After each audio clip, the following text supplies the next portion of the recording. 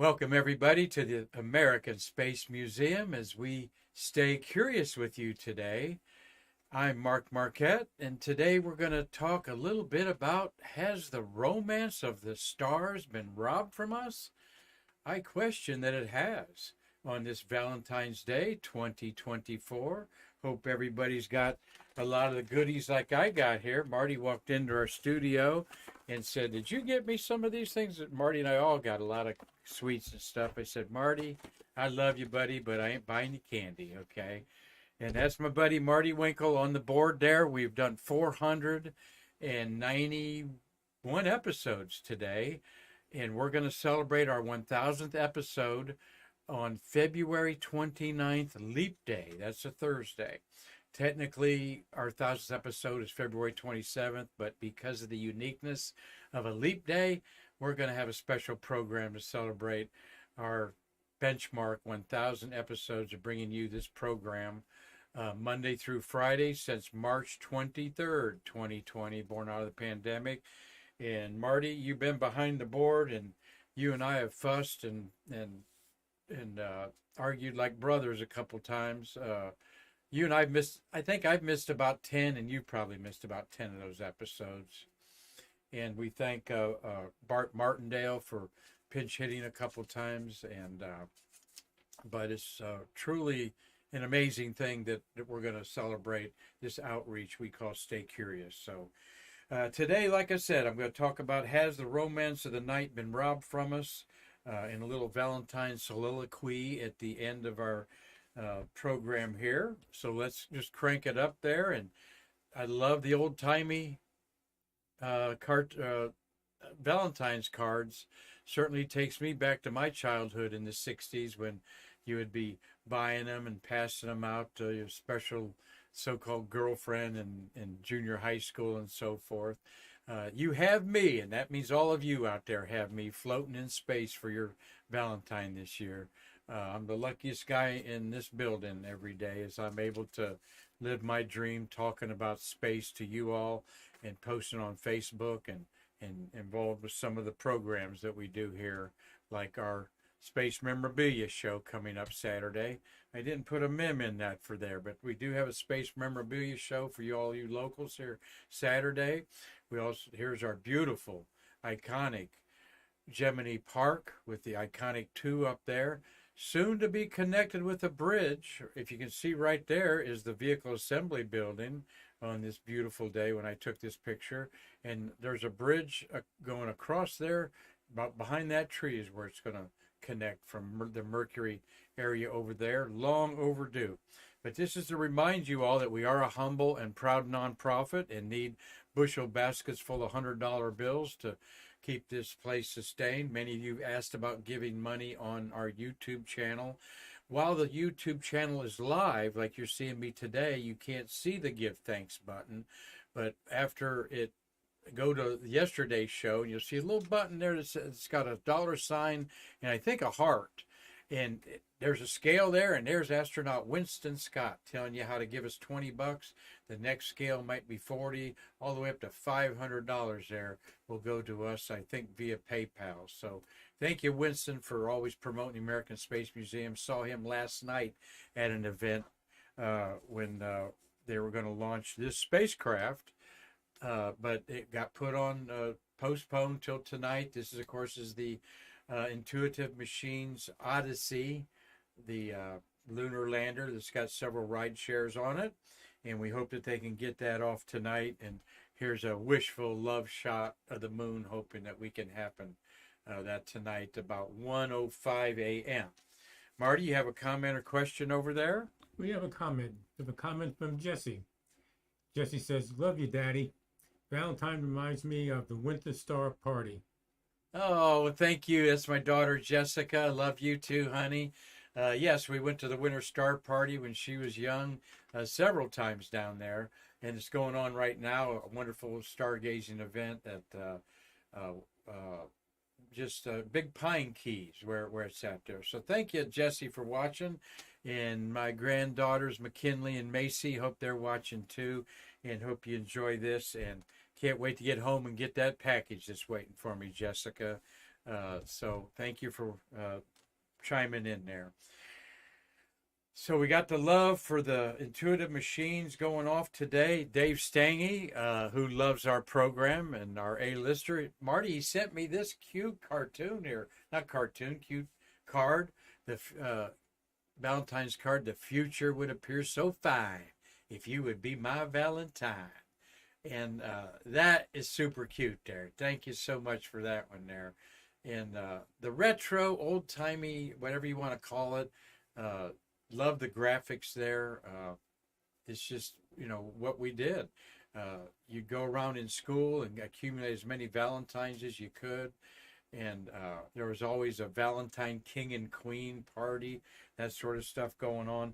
Back in them 1960s, also want to remind everybody, those Valentines, we want to promote our friends with Astronomy on Tap Orlando. They meet once a month at the Oviedo Brewing Company and have some great talks from some of the University of Central Florida astronomy outfit there. So there we've got a talk on Mercury's Hidden Past by Autumn Shackelford. That's a cool astronomy name. Not for Autumn, but Shackelford is a crater on the moon that we may go to South Pole. So have a lot of fun. If you're local, go check that out next Tuesday at Oviedo Brewing Company, Astronomy on Tap Orlando. And yes, we've presented our Starry Night Live program there and talked about Stay Curious on that program there. On a little sad note, but we lost Hugh Harris, the voice of NASA, Marty, a year ago yesterday. We became fast friends, he and I, and so sad when I think back of a couple of programs that we were going to try to do that we didn't get to do. But Hugh Harris, I was very nervous on a Stay Curious program, threw that in there to interview him, one of my idols. It's myself being a journalist. And we had COVID masks on, a little classic barrier between us there. That was in 2021. And then Hugh became a regular on Stay Curious, doing a monthly program. I believe he did 14 or 15 of them, and just a delight. He came in prepared, and we miss him, and but we keep his legacy alive. That's what the American Space Museum is all about. And he lived to the age of 90. And God bless you, Hugh Harris, and your family. I dearly miss this man, but we will keep his memory going. When you're watching YouTube, just Google Hugh Harris in there, and you'll see all the shows that we did together. Well, let's look at a little few of the things in the sky astronomical that warm the heart up. I don't think it's hard for you to see a heart there, is it, Marty? No, I can see that. All right, and Marty knows I'm teasing him a little bit because he cannot see the dots of the constellations. That's okay. Connie McDaniel, who's watching, she's a little challenged with that herself, she says. But this is the Heart Nebula, and this is 7,500 light years away from Earth, located in an arm of our own galaxy, of course, in the constellation Cassiopeia. And it's what we call an emission nebula. There's stars that are lighting up this gas to make it real hot, like this star being born down here and so forth. So things in space do take on a shape of a heart occasionally. And here's the Heart Nebula, and the left side of it they call the soul. So astronomers are very romantic people. We really are. The romance of the stars is what I'm going to talk about here at the end of our episode. And I think we've lost it. And I think it's really sad. And just contemplate any songs that you know recently that have the moon or a star in them. And if it's a star, it's probably a Hollywood star. And if it's a moon, Marty, someone's probably shooting the moon in a rap song, okay? And I say that tongue in cheek, but also seriously. So what are we looking at? These heart shapes where's this at in our solar system? All of these heart shapes are on the surface of Mars. All right, and there's plenty of them there. There's 9 of them, or actually 10 of them. These are maybe dried up lakes, maybe meteors, that the wind of Mars has whipped them around and shaped them in erosion to form different heart shapes on Mars. So how cool is that? And also, we're going to see NASA posts a lot of postcards this year that are Valentine's or heartwarming about love. And we're going to review some of those as I do my little soliloquy about losing the romance of the stars. But look at all those heart shapes that are on the moon. I mean, Mars. Got a couple on the moon. Also, there's a few others that repeating a few of them that are on Mars there. But then, and this is called the Necklace Nebula. You know, I want a pearl necklace or a diamond necklace. Well, there it is.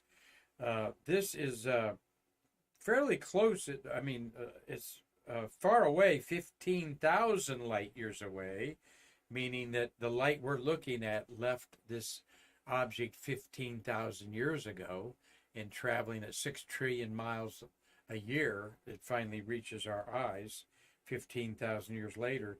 This is 2 light years wide, so it'd take you 2 years going as fast as a ray of light to go from one end to the other. It was discovered in 2005 by the Newton telescope. So it's we call this a planetary nebula. This is the remains of a star that blew up. And you see that star in the middle. Actually, this star didn't completely blew up. It just kind of burped. All right. And another famous star is on what I consider one of the most mysterious planets of all, and it's been demoted to dwarf planet. I'm talking, of course, about Pluto. And you see the heart shape there, Pluto. Well, they named that after the discoverer of Pluto, Clyde Tombaugh. And they call it the Tombaugh region and nicknamed the heart after its shape. It's the largest bright structure on Pluto. But what we notice about Pluto is it doesn't have many craters on it. And an object that doesn't have many craters means that the surface is constantly being refreshed. Look at our moon, covered in just 50,000 craters that you can see with your backyard telescope. And there's been no erosion on the moon because there's no atmosphere to change those craters. So the erosion factor is nil on the moon, but on planets like Earth, we hardly have any craters or structures that we've been hit by cosmic debris, that we have been a lot, because it goes in the ocean, or once these are created on the Earth, thousands of years later, erosion hides them, or forests grow up, or whatever. So when you don't see craters on a planetary body, you know that something's refreshing the surface. This case, it is nitrogen. When we look at Jupiter or Pluto, we're looking at a globe that is about the size of our moon, that is basically a slush ball of nitrogen 250 degrees below zero. So, but it has heart. And look at the beautiful heart of Pluto there. Well, finally, let's put a ring on that girl's finger, or that guy's finger, right? Yep, we've got the Ring Nebula in Lyra the Harp, an object that you can easily see with even a cheap backyard telescope. One of the first objects I found as a young boy looking at the stars, the Ring Nebula. We used to call it the Smoke Ring Nebula, completely politically incorrect now, so where it's the Wedding Ring Nebula, if you will, please. But this is another star that blew up. Its outer shell expanded. Sometimes it blows up again, and the second or third explosion can create material being faster than the original, and it catches up and creates all these structures inside of it. But this one looks like a beautiful ring there. So, well, let's get into, as I thank me to you for loving our program here, let me get into the soliloquy of the romance of the stars. Is in my opinion almost lost. In other words, it's hard in this modern world to put stars in your lover's eyes, all right? Not the horoscope kind of stars I'm talking about. Oh, no, I'm talking about the canopy of twinkling stars that can be seen swaying on a back porch swing. You know, the romantic kind. But we've got this light pollution that's robbed our backyards of starlight. And technology has virtually brought the world and the universe into the confines of our comfy homes. And Nobody just even sits outside just to enjoy the sounds of silence, so to speak. Whatever happened to those great songs like Stardust or When You Wish Upon a Star? All right. I challenge you. When was the last song that you heard that has star or moonlight or I love you under the twinkling stars or something like that? I'll bet it could be a Taylor Swift song. Okay, if there was one that you all have in mind. When people hear that I'm a stargazer, all right, the first thing they think about is I like Hollywood actors and actresses, which I do. But the point is, I love those twinkling lights that used to dazzle the senses and provoke amorous thoughts in music and literature. And they're all but forgotten today.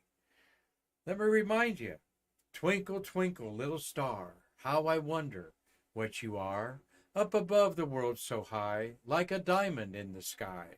Twinkle, twinkle, little star, how I wonder what you are.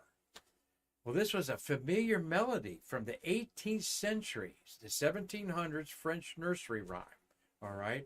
And John Sebastian Bach supposedly played the tune that this was sung back in the 1700s. And the lyrics go back to 1806 from a person named Jane Taylor, all right? Again, stars, I can think of 100 songs I've written about when I wrote a Stargazer column once a week. Over 100 stars have moon in them, all right? And lots of them have the word star in them. How about every baby boomer remembers Walt Disney and Jiminy Cricket opening the show up with When You Wish Upon a Star? Well, this animated insect was a cutesy regular on the Wonderful World of Walt Disney, opening the show. And of course, the song was introduced in 1940, the animation Pinocchio. Would you believe that it is the 7th ranked song of the 100 top time film songs? 100, the best top 100 film songs of all time. When You Wish Upon a Star is ranked 7th, the highest Disney song ranked. Now, this could be. This was probably, I probably looked that up about 8 years ago or so, maybe 10 years ago. And it's the official horn notes of Disney's cruises and cruise ships. And the lyrics go something like this. When you wish upon a star, makes no difference who you are, anything your heart desires will come to you. If your heart is in your dream, no request is too extreme. When you wish upon a star, as dreamers do. Fate is kind, she brings to those who love the sweet fulfillment of their secret longing. Like a bolt out of the blue, fate steps in and sees you through. When you wish upon a star, your dreams come true.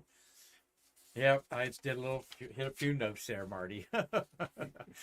It's just to get you thinking here a little bit. And I'll end it here in a minute with some beautiful starry images. But yeah, you can buy a fancy paper that for $30 and give your lover a star in the sky. Wish I'd thought about that 20 years ago. That piece of paper's worthless. I can pick a star out in the sky for you and put your name on it. You know why? Because no one owns the stars. No one owns the original. No one owns the moon. No one owns the constellation Orion. You can write a song, a poem, a sketch, a drawing, painting, whatever you want about anything out there in our glorious universe. But it's getting hard to sit with your sweetie on a park bench on a moonless night and actually see the stars and see a meteor go by, like is up here in the upper corner of our green screen here. Wish upon, how many times have y'all wished upon a meteor? A shooting star is what they thought they were. Meteor means of the sky. And that's why meteorologists forecast weather. We thought meteorology, these objects were part of our Earth and the atmosphere. It took just the last 200 years to figure out they were cosmic debris crashing into the Earth and burning up. Well, let's look at some of those great little memes that we've got out there. from NASA. Thank you, my boss, Karan Conklin, for turning me on to these. You're the brightest planet in my sky. Well, this is Venus from the International Space Station. And I'm not sure what city that would be over. Not going to guess. I'm going to guess Houston is what my guess would be, because it looks like there's the Gulf of Mexico there. But how about I Love You? This is Mars, one of those dozens of that are on the seen by Mars by the European Space Agency, it says there. How about Forget the Labels? You matter to me. All right. And there's the heart of Pluto and its moon called Charon, Charon. Pluto and Charon. Charon was one named after the gods of the underworld. And Charon was one of the fairy riders that took people to Hades. But forget the labels. You matter to me. And being a smart aleck teenager, sometimes to my mother, but just briefly, I would say to my loving mom, she would say to me, "What's the matter, Mark?"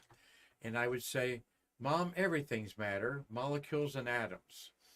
And I'm not going to tell you what happened next, but I grew up in the 60s, so you can imagine one of two things, and neither one of them were good, Marty. Trying to sound like Sheldon. Yeah, well, I fear the wooden spoon. Just let me put it that way, all right? I survived the wooden spoon, but showering you with love, NASA says. The meteor shower, and this is a time exposure or there's 15 or 20 images put together in Photoshop, but nonetheless, we've showered you with your love with meteors from the sky. How about I'll dance with you any day? And there's the moons of Jupiter looking at its home planet there as they dance around lovingly around their big planet Jupiter. And you can go out and see Jupiter tonight. Jupiter's out on a date tonight, Marty, with the moon. That bright star next to the first quarter moon. The next couple days, you're going to see it's going to be on, as you look at it, it'll be on the left side tonight, and then tomorrow night it'll probably be on the right side. So Jupiter and the moon are going out on a date tonight. And I was talking with Bill Whiting, our great supporter. Hi to you, Bill. He said he saw Jupiter's moons in his binoculars and found it very fascinating. And yes, you can hold your binoculars steady enough that you use to watch sporting events. You can see the moons. Now, if you don't see four, one of them's in front of or behind the moon and hidden, but it'll come around in an hour or two. That's what's fun watching with it. And if you got any kind of telescope, even those cheap bargain box ones, you can find Jupiter in it. You'll see its moons. How about From the Sun? You light up my life. All right. Now that's a song by, I don't know, who's that song by? Barry Manilow, maybe. You light up my life. But there's our sun seen with a special filter by the Solar Dynamics Observatory, one of the incredible observatories that NASA's put in space to understand who we are. Hey, you and I really have some cool chemistry. I've leveled that pickup line on a lady or two, Marty. I really like your chemistry. You want to look through my telescope? So, but that's a cute one there, and it's about the Titan. Titan is a moon of Saturn that has a lot of chemistry that's a lot like ingredients for life on there. So we have some great chemistry there. All right, and there I mentioned Marty's giving me the people watching today. All guys looking for romance, except my daughter Jessie Q there. Mark Usiak, Doug Forrest, Dave Stange, Cynthia Rossi. Oh, there's Cynthia. Cynthia Rossi, Tom Usiak, and Bill Whiting. So we got the Usiak brothers up there. They got to use their automatic snow shovel plow for the first time in years, Tom was telling me. So anyway, let's see. What else have we got from NASA here? Oh, yeah. You melt my heart. I guess you would on 900-degree surface of Venus. Even if that heart was made out of iron, it would melt because it's 900 degrees there. So that's a cute little meme that NASA put together there. So, well, hope you've enjoyed those, and have a great Valentine's Day today. I'm going to go out here with a little bit of a sort of an editorial, so I'll say that my opinion about the night sky. That you just can't go outside and wrap yourself around the night like you could. Here's a friend of mine, Johnny Horn, in North Carolina. He's from Statesville, or worked for the Statesville newspaper for years there, Johnny did. Beautiful shot of one of the lighthouses off the coast there in the Milky Way. Inspiration used to come from stars. And then we realize as astronomers when we're looking at them that they're worlds in their own right. All right. But just look how the starry nights, like this night that I took a photograph of at in Texas, at the Texas Star Party years ago, I guess about 8 years ago in 2016. Just look how the starry nights inspired and maybe even tormented people like the mind of painter Vincent van Gogh. And don't forget the poets who wove starlight into their amorous dreams, like Oliver Wendell Holmes, who we're going to have a poem from Henry Wadsworth Longfellow take me out here in a minute. Even the Psalms of the Bible are rich in the celestial imagery. One of the most quoted passages of literature of all is Psalm 19, verse 1. The heavens declare the glory of God, and the firmament sheweth his handiwork. Well, rare are those isolated times when you can get lost and beckon the starry sky and get alone and lost in it. If you can do that, an amazing experience to all your senses will happen. This is why astronomers go on top of mountains and sit out in a lawn chair, like on White Top Mountain in Damascus, Virginia, one of my favorite places. The light pollution is mostly below you, and above you, you see more stars. But as you get engulfed in the sounds and the sights, it becomes romantic. Intimately shared with a partner, the cold night of February suddenly becomes warm. The blackness punctuated by starry pinpoints takes on spiritual dimensions. The inner workings of our human psyche takes over. Suddenly, the star-filled night has an intimacy. If lucky, a streaking meteor can shock the senses, creating a unique experience. How many other humans saw that same shooting star? You might have been the only one with your partner beside you sharing that. Of course, they're going to be looking in the other direction and kick you because you saw it.